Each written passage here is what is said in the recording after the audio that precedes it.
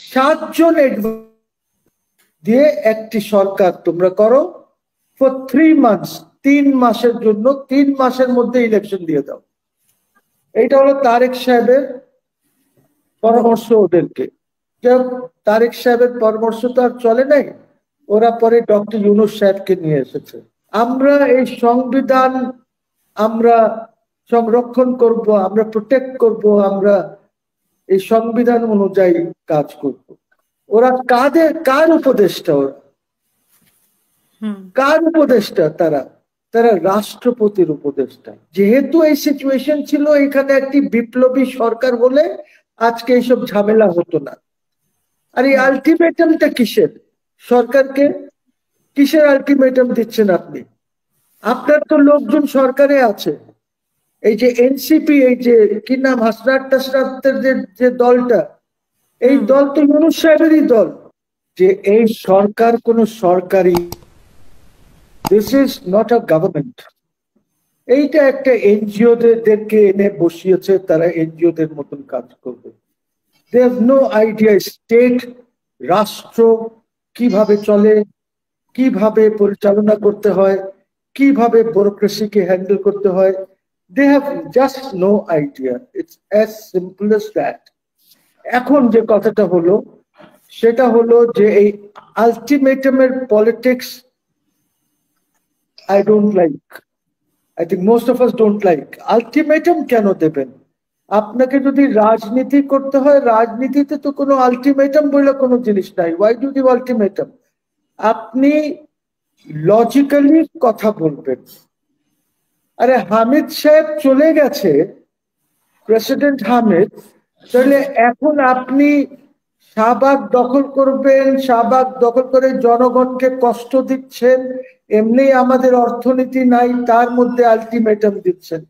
বরঞ্চ হামিদ সাহেব যাওয়ার পর আমি দেখলাম, বাসে যাচ্ছিলাম, দেখলাম যে বঙ্গভবনের সামনে 20টা লোক, হার্ডলি 20 পিপল, একটা রিক্সার উপরে মাইক লাগিয়ে তারা ওনাকে আলটিমেটাম দিচ্ছিল যে ওনার পদত্যাগ চায়।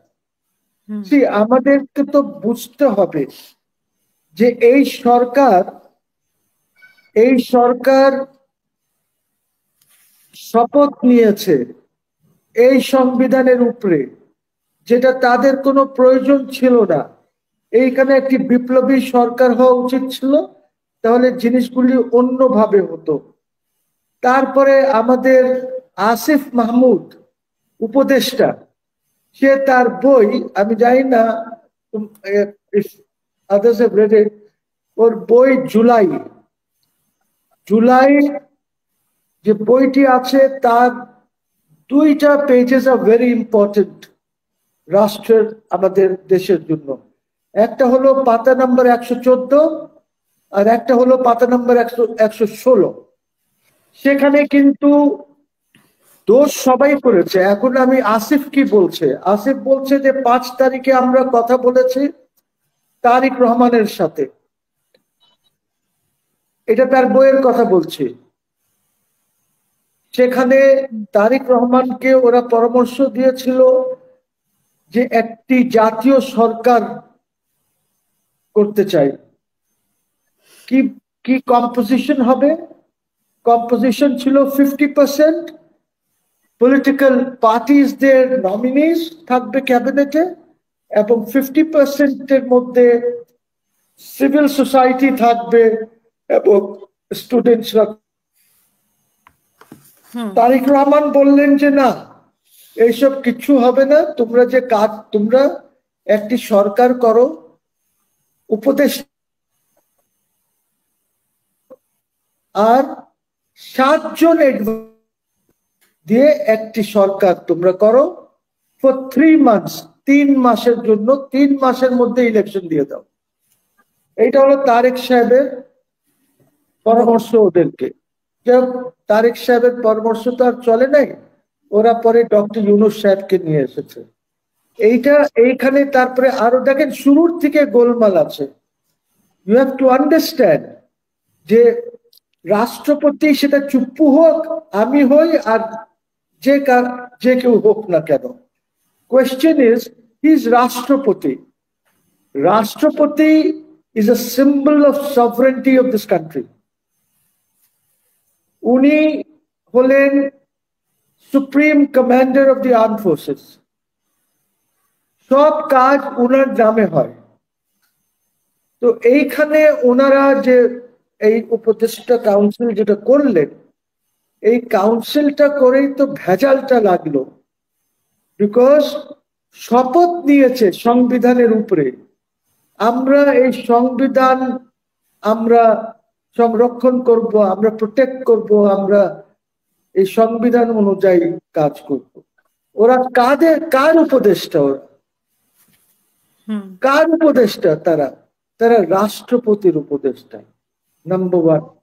নাম্বার টু, এই ফর্মুলাটা তারা ওই বাংলাদেশে যে কেয়ারটেকার গভর্নমেন্ট যেটা ছিল, 13th অ্যামেন্ডমেন্টের মাধ্যমে যে গভর্নমেন্টটা যে পদ্ধতিটা চেঞ্জ করা হয়েছিল ফর কেয়ারটেকার ইন্টারিম গভর্নমেন্ট, এই কেয়ারটেকার গভর্নমেন্ট যেটা ছিল, এই কেয়ারটেকার গভর্নমেন্ট কিন্তু prime minister hands over power to the caretaker chief adviser. সেখানে আর্টিকেল 58C ক্লজ 11 স্পষ্টভাবে বলা হয়েছিল যে যিনি চিফ অ্যাডভাইজার হবেন বা আর যারা অ্যাডভাইজার হবে, chief adviser will have the status of a prime minister. কারণ কেন? বিকজ সংবিধানে আছে prime minister will hand over power to a prime minister. তো সেখানে বলা ছিল, আমি কোট করছি, 58C সাব আর্টিকেল 11 বা ক্লজ 11, ওই আর্টিকেলের ওইখানে এটা বলা ছিল। এবং মন্ত্রীরা যারা হবেন, ওনারা যারা অ্যাডভাইজার হবেন, তারা মন্ত্রীর স্ট্যাটাস পাবেন, দিল have the status of minister.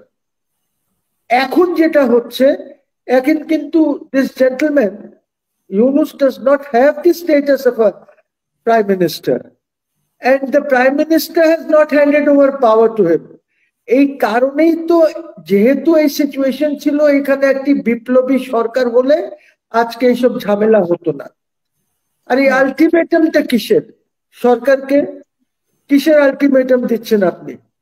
আপনার তো লোকজন সরকারে আছে। এই যে এনসিপি, এই যে কি নাম, হাসনাত টাসনাতের যে দলটা, এই দল তো ইউনুস সাহেবেরই দল। He is the man behind the machine. He is the man who has created this দল। ওনার অনেক দিনের আকাঙ্ক্ষা ছিল দল করবেন, 111 এর পরেও চেষ্টা করেছিলেন, উনি ব্যর্থ হয়েছিলেন, পারেন নাই করতে। তো ওনার তো আকাঙ্ক্ষা ছিল, তো ওনাকে কিসের আলটিমেটাম দিচ্ছেন? কেন গভর্নমেন্ট এগুলি আগে করে নাই?